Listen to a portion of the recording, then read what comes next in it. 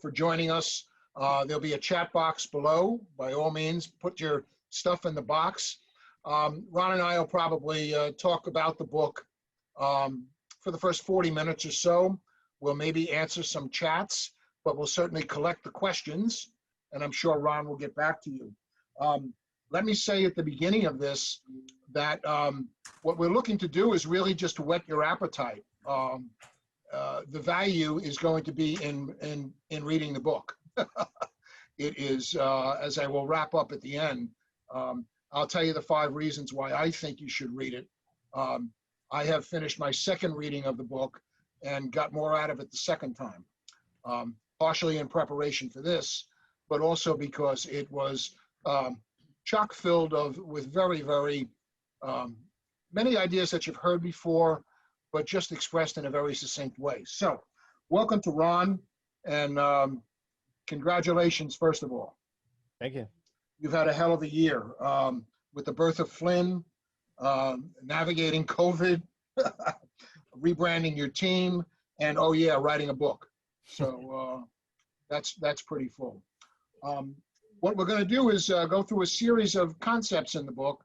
I picked out about 10 different concepts. Ron can take it wherever he wants and change topics as he wishes, but we needed some sort of a structure on this. So I'm going to kick this off by asking Ron the simple question of what motivated him to write the book, A, and B, why did he call it what he called it? So go ahead, buddy. So a few years back, I wrote my first book. In 2018, I wrote a book called Create Demand and Stop Chasing Business. And at that time, I just made an arbitrary commitment to write 4 books. We don't do a lot of recruiting. So we have a strategy that's designed to attract people. So the books are really, my goal is to help agents get from point A to point B in a direct route. And, you know, the first book was about, you know, growing your business to, you know, we had got up to over 500 transactions a year, and some of the things we did differently. At the time that book came out, you know, my team had got to 30 agents, and I knew I had a lot of gaps in my operations. You know, you create systems and processes, and you kind of, without being coached or using a complete system, you find bits and pieces in webinars or online YouTube videos. And you know, I had sort of patchworked systems together and made up things as I grew that made sense at 5 agents and made less sense at 15 agents, and then didn't make any sense at all at, you know, 25, 30 agents. So, you know, and at the same time, your volume is growing. You know, your net margin's shrinking. So, you know, you're still making money, but you're making percentage-wise, it wasn't making sense. So, you know, I guess that was 2017. I decided to seek out somebody that could coach me and analyze my business and fill all the gaps. And I found Workman Success Systems. And actually, I went out to speak to all their coaches. And then I was like, God, these people are so smart. I'm going to have them help me rebuild my business, which I did. And after we completely restructured it and got things running good, I got invited to be a coach. And now I think I'm on my 3rd year of coaching. So this book was really, I started writing it about my journey of having a team that was on the volume track and then getting it back onto the profitability and operational excellence track. So I went from 30 agents to 10 agents. And, you know, we're at 15, 16 now. But so I started writing about that. And then I felt like it was kind of sort of boring. It was only interesting if you had a big team that you blew up and rebuilt. So I talked to Verl Workman, who owns Workman Success Solutions, and asked him if he was cool if I interviewed all the coaches. So in this book, it's not only like my point of view, it's minimally my point of view, but I interviewed over 25 super profitable, either rock star agents, team leaders, or coaches. I saw a documentary about Senna right about the time I started this book project, and that's where I came up with the whole pit stop paradigm metaphor about racing. The book's broken down into things that I believe you really need to work on personally, and then things you need to really work on to get your business running like a fine-tuned race car, and then how to build a team around you if that's what you want to do. What's different about this book than like Millionaire Real Estate Agent is the way that we sequence the information. And I really kind of wrote it in mind for somebody that actually, whether they wanted more for somebody that wanted to join a team. It's great for a team leader, like here are like proven crowdsourced, ideas from millionaire real estate agents and how to build a team, but it's also a good guide if you want to join a team. So it's got multi-purpose, and it's coming from every single direction of whether you're an individual agent, a team leader, or a team member. So good. Well, let's dive a little bit into the text itself. Early on, you identify 8 qualities, Ron. Sure. Yep. And without going through all 8, off the top of your head, or if you're prepared in any sense, what do you think are a couple of the most important ones and why? 8 qualities. So a lot of people get into real estate because you're not really held accountable to much. So I think, like if you're not happy where you're at in life, you don't have the things you want, your kids aren't in the right school, you're not driving the right car, you don't have the right house. And then you need to figure out how to, create the business to get you to where you want. Accountability is the biggest thing. It's hard to run a team if you can't hold yourself accountable. Nobody's really it's gonna be hard to hold other people accountable if you can't hold yourself. So for me, that was a big, at that point where I was like, God, I knew I needed to make all these changes before I deconstructed my team. But the holding myself accountable, like writing this book, I got up at 4:15 for 13 months. I held myself accountable to do that because I knew, that's what I had to do to get all the writing in before my workday started at 6. So it sounded crazy at first, but so accountability is like the biggest thing.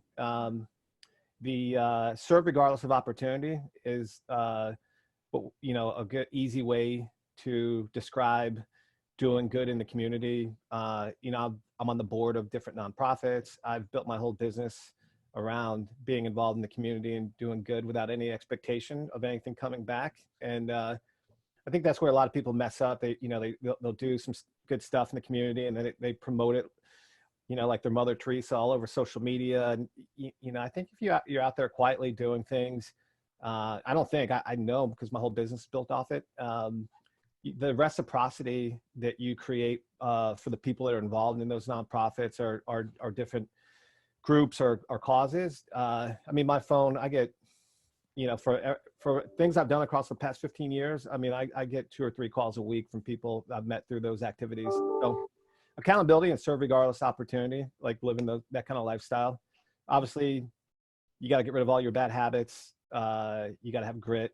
I talk about transmuting pain. It's the things that, like right now, it's real tough with low inventory and everything. And it can be painful to write a whole bunch of offers, and it's hard to get your mind on straight. So I talk about this concept about transmuting pain into motivation and just letting, all the things that are creating pain in your life, and not let it pound you into the ground. Let it just drive you into, working and trying to continue to be successful.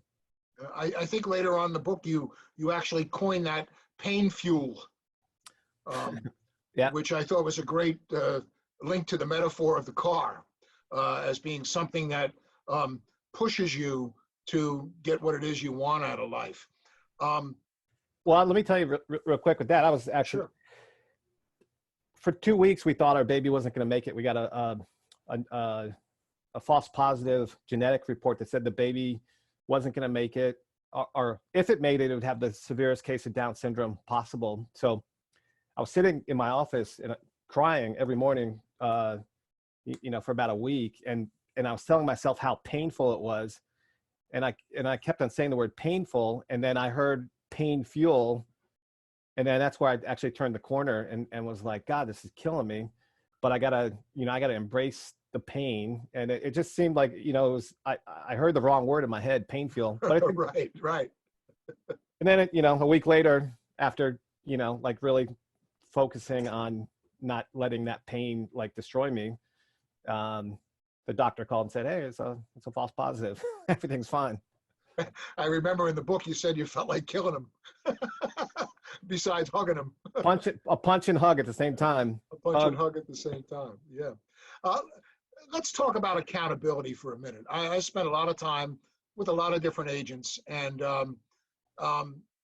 there seems to be a desire for accountability, both on a personal level that you can do yourself, as well as obviously looking for somebody to help you and be accountable, and to answer not to that person, but to have a sounding board. What is it that makes people fearful of it? I scratch my head, as you can tell, I scratch it very hard, to try to come up with an explanation of why people run from accountability. Any insights you have from your observations and even looking at your own team as it's ebbed and flowed over the years? I mean, we're all entrepreneurial, right? Like, it doesn't feel normal to, have somebody hold you accountable, or even for your mind, it's uncomfortable, right? Like, it's, to create a structure, then hold yourself accountable. It kind of goes against that entrepreneurial mindset. And then the way that the subconscious works, I mean, you have like 5% of your brain that's trying to make change. That's why it's so hard to like quit smoking or quit drinking or do all these things, because you got 95% of your subconscious saying, we like it comfortable, we like to do it this way, we're going to do it the same way tomorrow. And then you can't stop, like, because you got just a little bit of your brain saying, I want to make these changes, I want to make these changes. So you got to have, I think you have to have a lot of pain going on. Like, there's a lot of pressure and pain to make that change. And then it's like, what are you going to be held accountable to? And that's where it's like a gray area for a lot of agents. You are the business. So accountable to, a start time, accountable to time blocking, accountability to organizing your leads in a way so that you manage all your B and C leads and they develop into A leads, accountability to, tracking your daily success habits so that you understand what you're actually doing through the day. Are you doing fake work? Are you doing dollar producing activities? We role play. I used to make fun of my friends that role played, but now my team is so good at converting leads and not wasting time, that you'll get 15 internet leads and one of them is going to be good. You don't want to waste your time with the 14 that are shit leads. So you got to get really good. So there's a whole bunch of different things. The structure, the systems, you have to implement them and then hold yourself accountable to operate with them. Right. There are plenty of charts, graphs, suggestions, models throughout the book. Ron is not in, at least my reading of the book is, he's making suggestions, but any system that works for you to do the basics and beyond is what he's touting. Let's talk about time blocking a little bit. I believe that along with accountability, that's kind of a sine qua non. When you make the suggestion in the chapter on time blocking, one of the suggestions you make in it, which was an eye-opener for me, was to time block your perfect week. So I've always considered myself pretty good at this, right? So then after reading the book the first time, I sat down and I generally time block on a Saturday or a Sunday morning for the upcoming week, sometimes longer range, but mostly for the upcoming week. And I was amazed in looking back, comparing how my week turned out to the ideal week I was time blocking. And I realized a couple of things. Number one, the whirlwind of our lives, which interrupts stuff continually. And number two, and it was a real gut search for myself, the number of hours I found myself wasting when I looked at an ideal time blocking situation. So let's talk about, and if you would, the importance of how time blocking has been so crucial for you and your team's development. So for anybody that's trying to, create change, it starts with a strategic plan. You do a strategic plan, that has different either personal or business goals, 6 months, a year, 2 years, 5 years.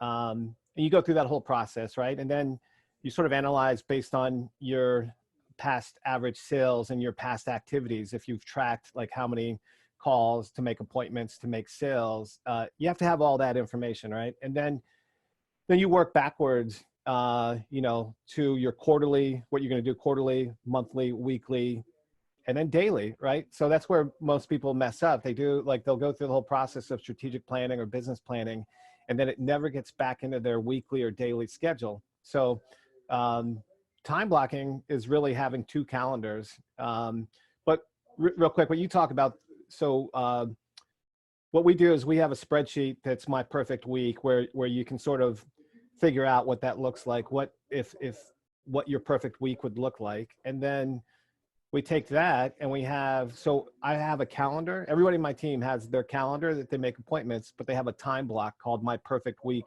calendar. So it's a second calendar in Google Calendar. And you take that My Perfect Week schedule out of the spreadsheet and you create that time blocked schedule. So every day I have certain things that are time blocked so that I know on that day what I have to do, like to achieve my weekly, monthly, quarterly, annual goals. And it works, but it doesn't work unless you actually do it. So every day I'm reminded, it's the compound effect, right? So Right. I don't get there's some days where I don't do the things that are in my time block. But most days I do, and that, so my business grows.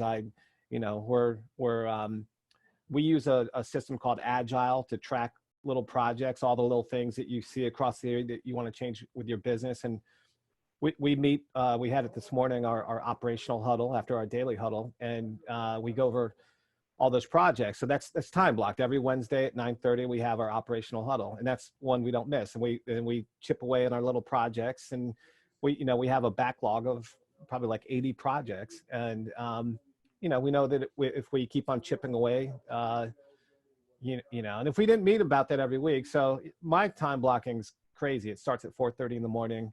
But I get a lot of stuff in before we daily huddle every morning at 9 a.m. And before that, I've already delegated a ton of stuff. I've already worked on projects. I've worked on contracts. I daily huddle with the agents and then go off into the day. It's when you time block which allows you and reminds you to chip away on different things and then get to all the important things instead of fill your day with non-dollar producing activities and fake work. You just start doing more transactions. Yeah. Could you talk about the Agile system and link it to Sprint? I think Sprint is kind of the godson of the Agile program. Yeah, well, Agile is just a methodology. And you can do it in a spreadsheet. It's just a way of organizing your projects. It's really basic project management. It's a way of taking everything from your, we all come back from these, or used to come back from the conferences with these little books that we wrote down all the cool things we'd want to do with our business. So it's just a matter of taking things that you want to work on and putting them in a spreadsheet and then organizing them based on what's up next. So with our team, we always have 4 things that are on deck that we're working on.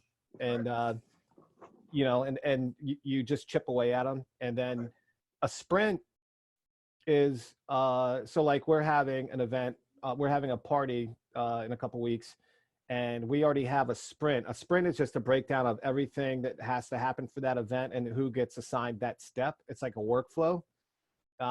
So we just go to our party sprint, and then Tammy knows what she has to order. My marketing director knows what he's got to do. Everybody, because we've done it before. So we just document the different things that we create so that if especially if they're a reoccurring event, that we have a whole script of how to do it. Right. I found I was able to relate from the system of writing little notes to self and hanging them all over the place and accumulating ideas and whatnot. And, like a board full of little Post-its and reorganizing those in a priority was one of the things I picked up from the book. It was really beneficial. It helped quite a bit.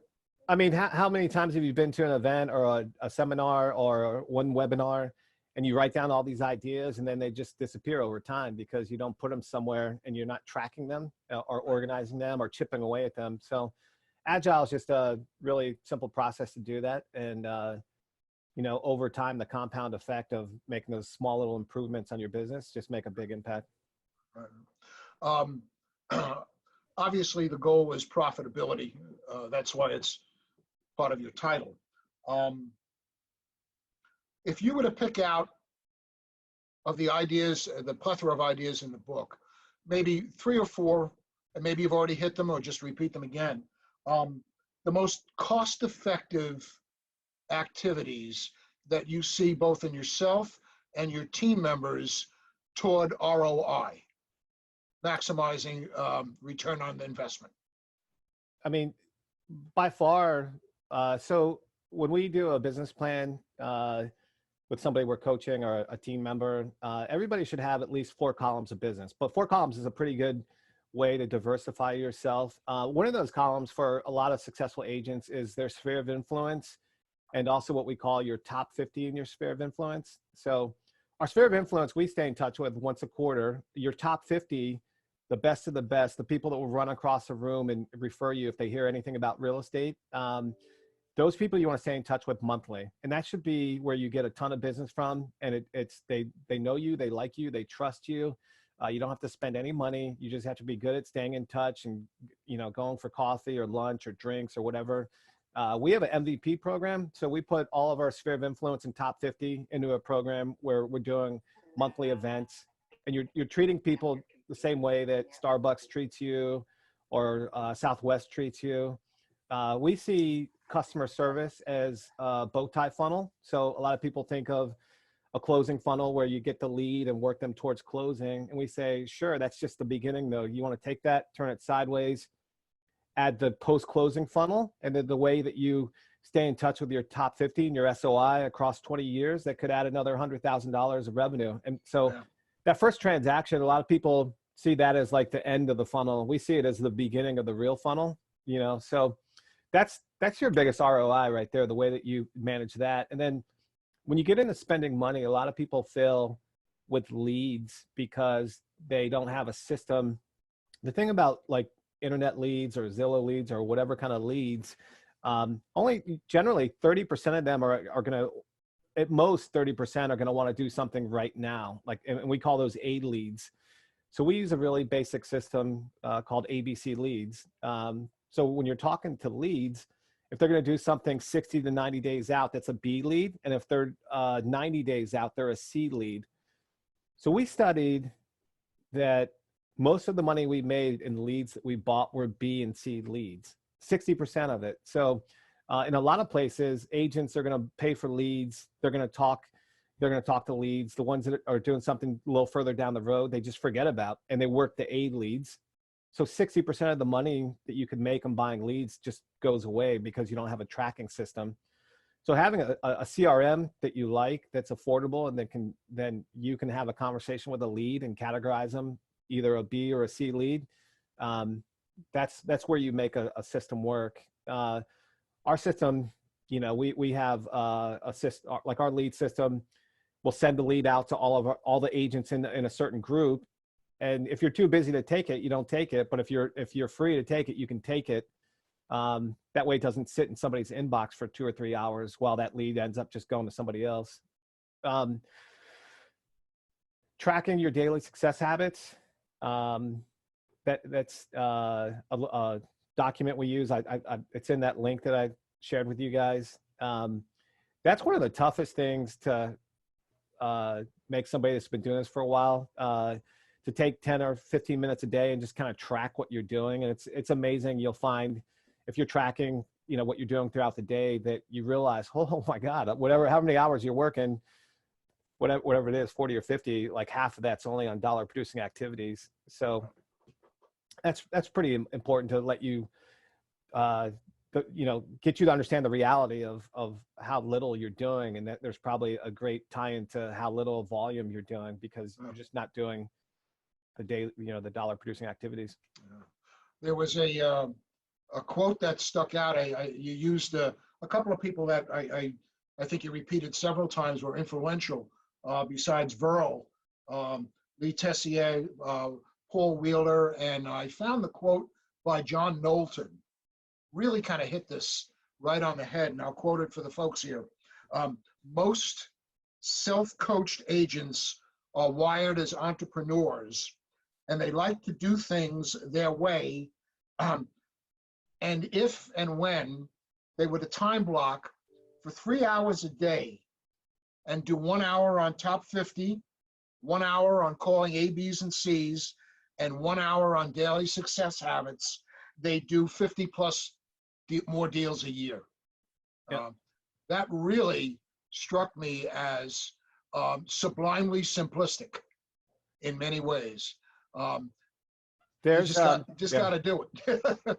So my time block in the afternoon is those 3 hours. I have 1 hour every day that I spend on daily success habits. I spend 1 hour. So on our team, I spend 1 hour a day going through the database and just making sure that everything's set A, B, and C leads. Because I know, leads can be like, we try and get like a 4-time return on any lead spend that we do. And then you talk to a lot of people who are like, it didn't work. I did it for 6 months or did it for this. And it's because they didn't track the B and C leads. So I spend an hour a day in our database doing ABC leads. And then I spend 1 hour a day calling our top 50, my top 50. And that's like anywhere from 3 to 5 calls a day.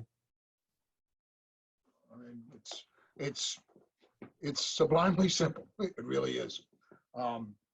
Let's talk about the uses of, this is beneficial to team members, I believe, or to people that are looking and thinking that maybe growing a team or joining a team is the next step, right? You use or recommend the use of a SWOT self-analysis, right? Strengths, weaknesses, opportunities, and threats. And then also you recommend DISC for hiring. How have those, frankly, what do you do with SWOT and what do you do with DISC? Well, SWOT's part of the business planning that we do. So every October, all our agents, people I coach, we do business planning. And in business planning, we all do a SWOT analysis. And then we have people around us do a SWOT analysis about us, which is, strengths, weaknesses, threats, and opportunities. And you just kind of get a good picture. And what was the other part? So you want SWOT and what? The other part was how you use DISC in hiring. Yeah. So when we grew to 30 agents, we had a lot of opportunity hires, people that just wanted to join us because we did a transaction and we didn't really have a hiring process. So now, so I'm DISC certified. Our lead systems do DISC on our leads. DISC is just a behavioral assessment. Understand, most of us salespeople are high I's. A lot of our admin people are what they call a high C, very organized, want job security, different kinds of roles. So there's a whole bunch of things we did with hiring. We created core values that got really defined, so that when we interviewed people, we made sure that we had a good alignment with core values. We had integrity questions, past behavioral questions, but the DISC is really good. So we use a company called Wise Hire, which is does a DISC assessment for us. So any of our jobs that we have out there, whether it's for employees or for agents, they do a DISC behavioral assessment. And what's really cool is it tells you, like I've done 4 across 15 years and it's been the same. It hasn't changed. It's important to know what you are. So that if you have employees that are a different personality type, that you understand how they like to communicate and how they like to do things. It's important that you don't put somebody with a completely opposite personality for selling in a sales role, because it's probably not going to work, or just it requires a lot of talking through to see if it makes sense. So like the agents we have now have all been through DISC before they got hired, all been through our core values, all been through a couple interview process, where before it was just, hey, you want to join? Come on, join us. Now we're just very careful to make sure that the person that joins us, like we have an agent joining us later today, that's been in the business for 15 years and he's coming from one of our competitors, and really, really good fit. So we're pretty excited. Yeah. I know that Tony Robbins has a link on the DISC test which is the one I've used. It's about, you wind up getting about 60 pages of information about yourself, and a combination of the role that you play and the person that you are. It's extremely valuable, and I recommend it highly if you have not dissed yourself, that you do that. So when we role play, we actually, so you know, one of our agents is the agent, and the other one is the caller. We also will have the caller decide that he's going to be a certain personality type, and then after the role play, we actually talk about like if the agent actually figured out what kind of disc they were and how they changed how they were talking to that person. Because if you're like a really outgoing, super high I influencer type salesperson personality, and you're dealing with an accountant or like an engineer, it's a different personality, and you got to adjust so that you don't freak them out. Yeah, we have a few of those too. Yeah, a couple more things, and then we'll wrap. We've got about 35 minutes or so, I think. Could you talk a little bit about cause marketing? I thought that was a really good expression. I think, I forget the guy's name, Joe something. It was a concept you got and you developed it in the book. Cause marketing. Yeah, I mean, that's the same thing as serve regardless of opportunity. It's just a, you know, doing good in the community. And, you know, I've built my business without cold calling, prospecting, door knocking.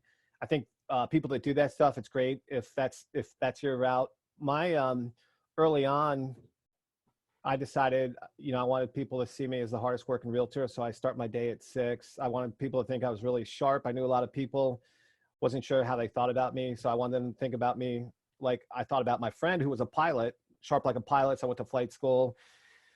I wanted people to think I was really involved in the community before I realized how much business I'd get out of it. So I just started joining and getting involved with as many nonprofits as possible. And then I've never stopped doing that because I really enjoy helping people, helping agents. So cause marketing, it's not really marketing. It's just doing good in the community and Right. watching reciprocity do its thing. It comes back. It's crazy. I mean, we don't expect it. We don't ask for it. We don't even talk about it. But it's, I call it prospecting without prospecting. Yeah, I think it's phenomenal. You know, the concept of doing good and it just happens. It just happens. The reciprocity, you build your name, you build your brand, you build your person. They're aware of you, and business comes your way because people who like people work with people that they like. You know, I mean, it's, Yeah, people are passionate about a cause. Yeah. Like Ronald McDonald House. You know, like I shaved, me and Trent shaved we did the big shave down during I remember that during the quarantine. And I mean, we're so involved in that nonprofit and a whole bunch of others. And if people are passionate about that, the whole idea when I started in business was to do things that would make me into an agent that maybe would get hired versus somebody's good friend.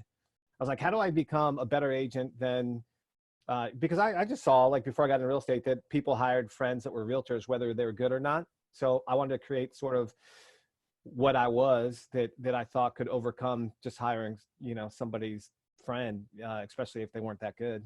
Yeah. All right, let's wrap it up with one more topic, and then if there's anything in the chat box, we'll answer that. If there's not, we'll move on. Let's talk about your 10 commitments. Sure. I thought they were terrific, and two of the ones that jumped out at me were having a checklist mentality and a performance mindset. You referenced Carol Dweck's book on mindset earlier as a text. Let's talk about the 10 commitments. I see them as the greatest moves team as kind of the 10 commandments. So go ahead. Yeah, well. So you mentioned a couple of our core values. So a performance mindset is a mindset I developed as a aircraft pilot, where there's no room for making a mistake, basically. So that mindset, especially when it comes to contracts and everything that we do, like, you know, as a pilot, it's got to be 100% performance. You know, so that performance mindset came from flying, and same with the checklist mentality. I have a you know, everything we do is with checklists. This is like a checklist we use when we're flying. We actually strap that to our leg. So if we have like an engine fire, you go to the engine fire section and run down your checklist, or, if you're having a power loss emergency, you go to your power loss emergency checklist. And yeah, so checklist mentality is just, I think in your first book, you referenced your first flight where you wound up in a fog on your way to Ocean City, and you sort of flew blindly. Is that right? Yeah, well, that was my first long distance solo flight. The fog didn't burn off, and I flew in the clouds for like an hour. And then when I finally got to Ocean City, and I was soaking wet sweat. I thought I was going to die. I wanted to get on the ground so bad that I forgot to slow the plane down. So when I hit the runway, the plane bounced off the runway, and I thought I was going to die. Die for that. But I used that flight to explain a lot of things I learned in flight school that I apply to business. So yeah, I see the application running through both books. I thought it was great. It was great. But you asked about the 10 commitments. They're different. So those two things are two of my core values. And then the 10 commitments to be on our team are things that we, when we bring people on, we say, look, these are the things that will get you the 30 to 50 transactions. Can you commit to them? And, that's our part of our value proposition, is getting people up into that 30 to 50 transaction range. So it's a little different than the core value. No, I know. I realized that after I asked the question. And the 10 commitments are really the fundamental expectations that you have of someone that joins the Great Move team. Yeah, you got to be at 4 out of 5 huddles. You have to track your daily success habits. You have to, nurture your top 50. You have to, you have to have an active database of A, B, and C leads and manage them in the CRM. So it's a bunch of things. It's actually like just minimal things that if you do them, just like you said, it's really simple. It's not sexy. It's not doing the same activities every day.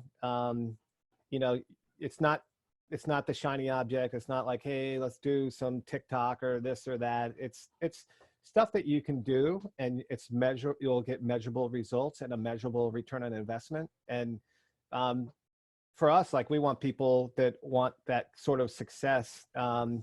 So we call them the 10 commitments, but they're really the 10 things. You do these, you'll be doing a pretty good business. Right. Okay, for folks that are on mute now, if you have a question in particular for Ron, unmute yourself and ask the question. We'll spend a few minutes on that, and then we'll wrap up, and we'll aim for about 11:30 to do the wrap. So don't be shy. Anybody? Ron, thank you for sharing all of this. Where can we get your books? They're on Amazon. It's the easiest way to get them. Okay. I love Amazon. That works. Yeah. Nowadays, I mean, it's like just the place to put them. So they're on Amazon. Is there a digital opportunity as well, Ron? Yeah. I mean, it's both of them have a Kindle version. That's like, I think it's like $2.99 for the Kindle version. So, and I tell you, the Profitability and Performance Pitstops book, there's at one point it was like 1,200 pages, because I interviewed 25 like really well-known and profitable coaches and team leaders and rockstar agents. And it's just like, you read it, it's just full of so much wisdom. I've read the book. I mean, I wrote the book, but I love reading it just to go back and hear all the gems of information from people I interviewed. Oh yeah, I like I said, I went through it twice. Once was a read through it. The second time was with notes. It really is extremely valuable. Here's what I recommend to you guys. Pick it up. There's nothing we can do on a Zoom that will justify or substitute for reading the book cover to cover, taking notes. It's readable. It's well organized. It is an economy of words. A lot is said very succinctly in the book, and it speaks our language. It speaks the real estate language more effectively than many of the stuff that I've read, over the years. I saw it as a virtual textbook and as a recipe book, if you would. The practices in the book apply to solo realtors, wannabe team leaders, and team members. It really fits all. You'll get pieces of it no matter what you're doing in the real estate world. The last pages, the last 40 pages or so, is an appendix, and it really encapsulates growth from a solo agent to a very high-powered and large team. And Ron does it, accumulates the material in about 50 pages. I mean, it really is quite succinct. One of the best jobs of collating information that I have seen, you know, in the numbers of things I read. It treats real estate as a business whose goal is to make money, you know, and afford you the financial opportunity to live the life that you want. It's extremely relatable. We can all relate to pieces of it, and I can't recommend it any more than I have. It is not a book for real estate dabblers. It's not a book for real estate hobbyists. It's not a book for half the MAR membership that sells a house to their aunt. It's not that kind of book. It's for the serious business person. So I'll open John, it up. do we have time to share, I'm sorry, Ron's link that he provided? Can you share screen and open that up? I clicked on that link and it was really cool. Would that be okay? George is, maybe Ron can share the link. I'm not certain. Yeah, I can share it. Let me, Good. I went on and I registered, but it'd be really neat for everybody to see that. That's great, Tommy. Thank you. Jay Hall also has a question, John. Okay, great. Ron, Let's get excuse this me, done Ron, first, and then Jay, why don't we get this done after we get that link up, okay? okay. yeah. So, I mean, this is just the, everything that we talk about. You know, this is the download page that the book drives you to. So there's a business plan workbook in there. There's a 8651, which is a way that we show you how to manage your top 50, a top 50 tracker. AMP scorecard is a really cool tool that allows you to go in and score your business. And then anything that scores, you know, it breaks it down into 6 areas. Anything that scores less than a 5, you turn into a project and put that into Agile. There's a daily success habit tracker that we use. Real simple explanation of how to do ABC leads, a transaction tracker. You know, we track everything. We track leads, lead sources, conversion rates, all that kind of stuff. A couple other virtual business guides. Yeah, it's just a lot of the things that we use on a day-to-day basis. The thing about the book too, it's really, you know, a lot of us do something or do a handful of things like really good. And then we know that we have gaps somewhere, you know, somewhere in there. And it's a good guide to, you know, okay, how do I fill in this gap? Like, how do I have a better way of like managing my sphere of influence? Or how do I do an MVP program? Or what is top 50? Like, why is it that like Ron gets most of his business out of his top 50? And a lot of people do that as well. So how do I get better at those things? It's also a complete guide from start to finish. You could be a brand new agent, develop yourself into a good agent, develop your business really good, and then build a team. It's good. You could go through the first 2 parts of the book and say, you know, I'm interested in joining a team. The third part of the book actually kind of breaks down how the top producing teams are set up and what they're doing and what their value proposition is. So if you're shopping teams, you can say, okay, this is what, you know, these are the things I'm looking for as a team member. If you have no interest in teams at all, you can just skip the whole back end of the book. But it's Jay, your question? I was just interested, I'm not familiar with Ron's market area, so I was going to ask him, what is the broad range of your area and the population? So we're historically we've been working in the Baltimore metro area, so all the neighborhoods around the Beltway. We're slowly moving into Howard County. We're not trying to, so bigger is not better. Like for a lot of big teams, you know, like some of the biggest teams in our state don't make money. Like, you know, they grow to a big point, it doesn't scale. So, but we're growing into a couple little more areas, but historically we've been around Baltimore metro. And Jackie Sellers asked a question too. What do you see as your role as a team leader, Ron? As a team leader, Mhm. so, back when I decided I was going to be accountable, I walk the walk. I work for my team members. I accept accountability. I'm not a lead, I'm not a boss. My job every day is to, how do I develop these agents and coach them to be successful as we planned, right? Like, how do I get my agents to get to where they want to go and live the life they want to live? And then with that comes my success as well. So I've invested, I write books to go deep and to how to understand this stuff.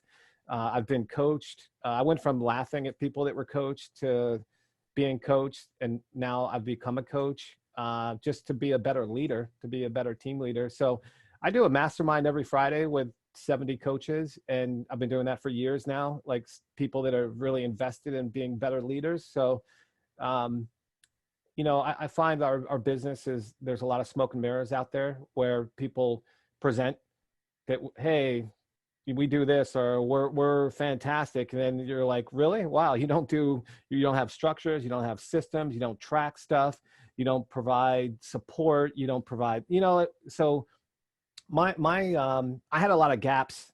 We did a lot of things good. And then, like being a leader is just, getting your people to where they want to go with having as most fun and getting there with the most direct route. Great answer.